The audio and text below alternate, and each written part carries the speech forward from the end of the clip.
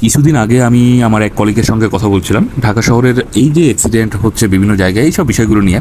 তো এখান থেকে আমরা বিভিন্ন জিনিস ফাইন্ড আউট করলাম, সেটা নিয়েই কথা বলবো আজকে। তো এর মধ্যে মূল বিষয় যেগুলো সেগুলো হচ্ছে আপনার ওভারব্রিজ ব্যবহার না করা, এছাড়া আরও ড্রাইভারদের অনেক ভুল আছে, সেগুলো আমি বলবো। তো ওভারব্রিজ ব্যবহার না করে রাস্তা পারাপার হতে চলন্ত গাড়ির ফাঁকফোকর এড়িয়ে দৌড়ে যাওয়া পথচারীও দেখা যায়। ফুটপাথ থেকেও সেখানে ফুটপাথ নাই, সেটা কেমন?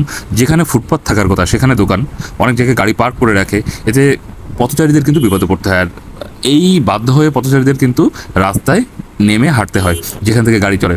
আমার মতে এটি শহরের পথচারীদের ঝুঁকির সবচেয়ে বড় কারণ। এছাড়া ঢাকা শহরে বেশিরভাগ চালকই পাকা লাইসেন্সধারী না, অনভিজ্ঞ। তারা লেগুনা, পিকআপ সহ হালকা যানবাহনের চালক। ভারী লাইসেন্সধারী চালকরা ঢাকায় গাড়ি চালাতে আসে না, ফলে দক্ষ চালকের অভাবে মালিকরা তাদের হাতে গাড়ি তুলে দিচ্ছে, ফলে দুর্ঘটনা ঘটছে। এছাড়া আরও কয়েকটি কারণ আমি উল্লেখ করছি, সেটা হচ্ছে তার মধ্যে প্রথম রয়েছে ত্রুটিপূর্ণ যানবাহন, বেপরোয়া গতি, চালকের অদক্ষতা, শারীরিক সমস্যা, ট্রাফিক আইনের অজ্ঞতা, দুর্বল ট্রাফিক ব্যবস্থাপনা, এবং আরও একটা মূল কারণ হচ্ছে চাঁদাবাজি। এই সবগুলো কারণেই কিন্তু গাড়িটা কি যাইতে দিবে কি? ও চাপ দিয়ে দিল। আমি আরেকটু যদি আগাতাম আমার সাইডে লেগে যেত। সামনে একটা গাড়ি গেল, আমি ভাবলাম যে আমাকে যেতেই দিবে, কিন্তু উনি চাপ দিয়ে দিল, জানি না কেন।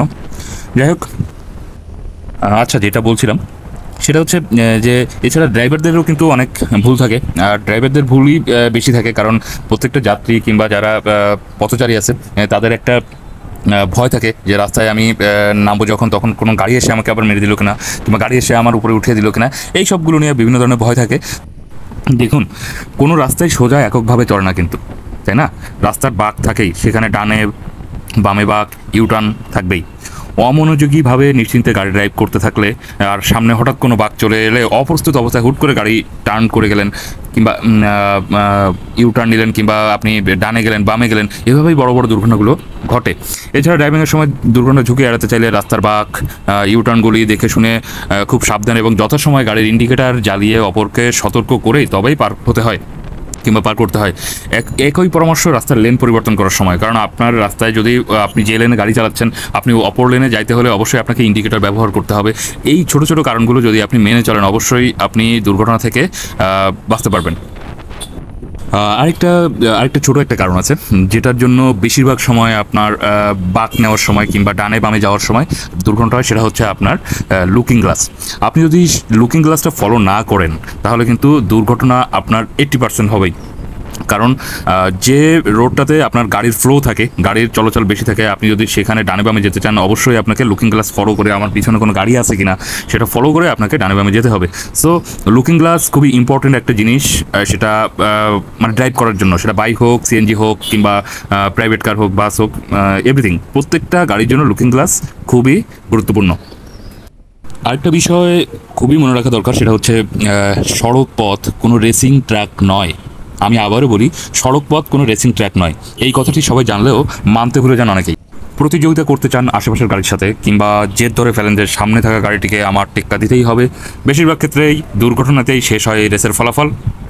সুতরাং বুঝতেই পারছেন, দুর্ঘটনার ঝুঁকি এড়াতে চাইলে গন্তব্যে পৌঁছানোর রাস্তার প্রতিযোগিতাপূর্ণ মনোভাব ছেড়ে ফেলতে হবে মাথা থেকে। রাস্তায় ড্রাইভিং হলো একটি ধৈর্যের পরীক্ষা।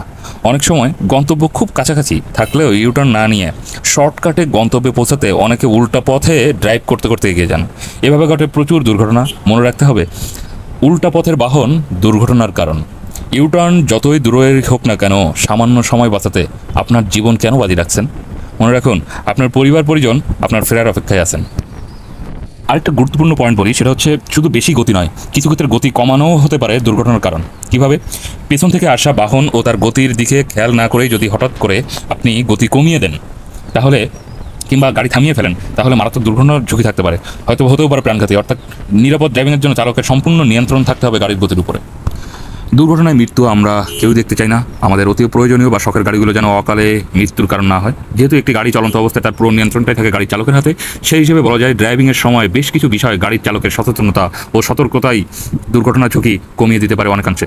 সুতরাং সকলের পথ চলা হোক নিরাপদ এবং আনন্দময়, এই কামনাই করছি আমি।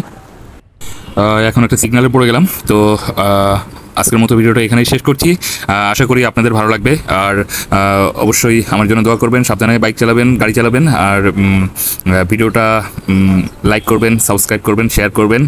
ধন্যবাদ সবাইকে।